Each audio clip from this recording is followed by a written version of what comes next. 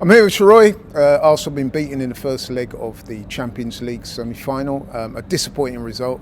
I would say a disappointing performance, but listen, my man, it's all about you. What are you saying about that performance?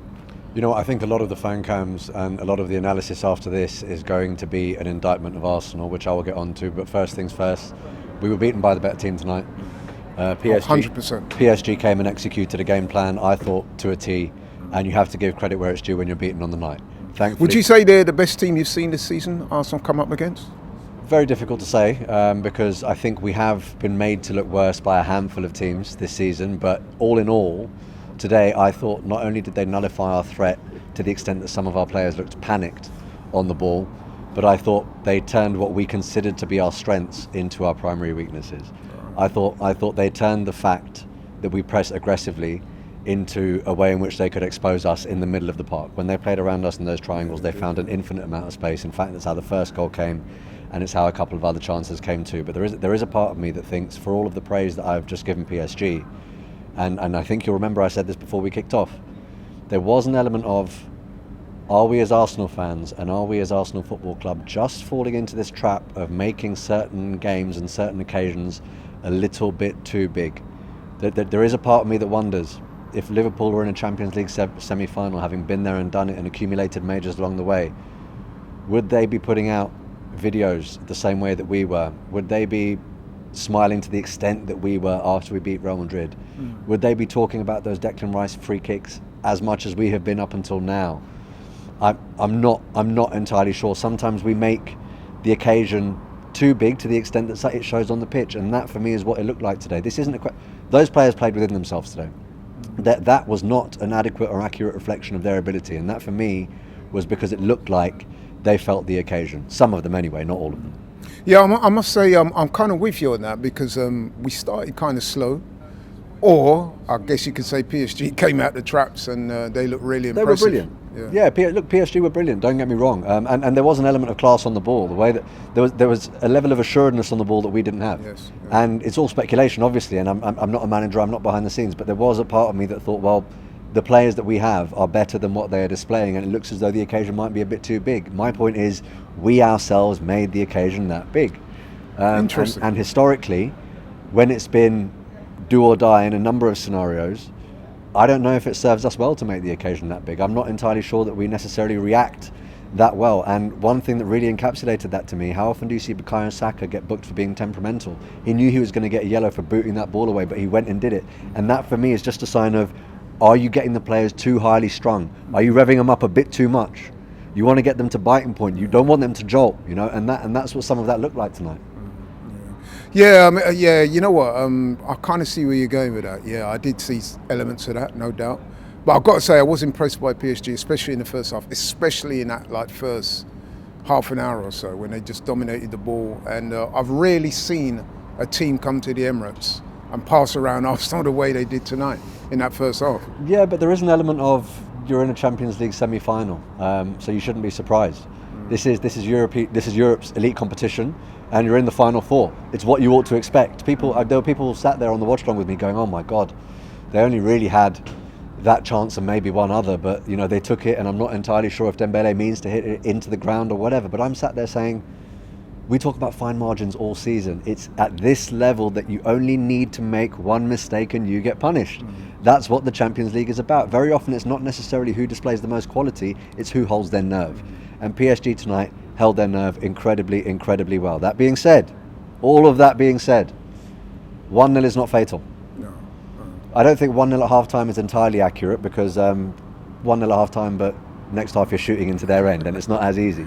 Well, you know what I would say though, you're right. I mean, 1-0 is retrievable. Yeah. But if I'm being honest, with Partey back, which will be big. Yeah, which will be big because we certainly missed tonight.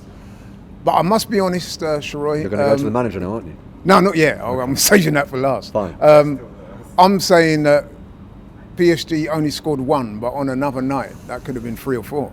Yeah, and on another night against Madrid, we could have had 7 or 8. Like, on another night is on another night. On another night is not what people remember in cup football.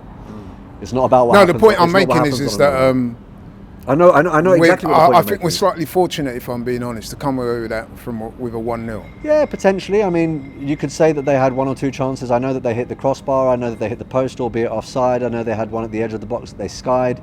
Many of them, I think, were created through our own mistakes. Having said that, I think Martinelli had a fantastic one-on-one. Yeah, he did. We had, and that was a brilliant save by Donnarumma, by the way. I don't think Martinelli really had a pass on there. I thought it was a decent attempt at a finish, and I think with another goalkeeper that goes in. I haven't seen the Marino offside back yet, but to me it didn't really look like it was. It looked marginal, and we had the ball in the back of the net. So yeah, you can say that we were fortunate to only concede one, but there is another world in which we score more than one as well. The reality of the situation is it's only 1-0. We showed more than enough tonight to make me believe that we can score there. But that first goal is absolutely crucial, because if there's one thing you can say about these Parisian fans, if they get a whiff and if their foot is on your neck, they're not going to lift it up. If they get that first goal, if we felt as though the occasion was too big for us at home, when pretty much everyone was onside, I'm not entirely sure how we react when we were over there. Part of what frustrates me today is we saw what the atmosphere at Villa did to PSG and made them panic when people got on top of them, but the players also adequately got on top of the opposition. We didn't quite make the atmosphere count tonight. And I feel like we ought to have. Time will only time will tell. But I haven't given up hope. If you ever needed a warning shot, this at home was it. 1-0. You live to fight another day. You live to fight another day. It's definitely not irretrievable. I mean, like you said, we did have the ball in the back, and it wasn't given. There were a couple of other chances that we made. So yeah, listen. Next week is next week. You mentioned the manager earlier, so we will talk about that briefly. No, the reason why I'm mentioning that is that, well, you will know, is that the watch along, a lot of people expressing their frustration with the manager, saying that the substitution, especially of Wanyeri, should have been made far sooner than it was. I just wanted to know your thoughts on that. When you need a goal and you're up against European elite in a semi-final, it's an indictment of your squad when your first substitution is a fullback, and the next substitute that everyone's calling for is a boy who should be in sixth form.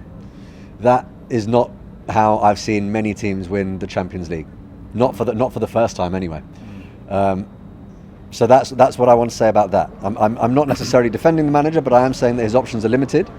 Maybe that's his fault. I'm not behind the scenes. Maybe that goes to the board, but I can't answer this question without placing some emphasis on what he has available to him. That being said, I'm not entirely sure why giving Ethan Ranieri 5 minutes is any different to giving him 15 when the guy that he came on for wasn't at it for the vast majority of the game.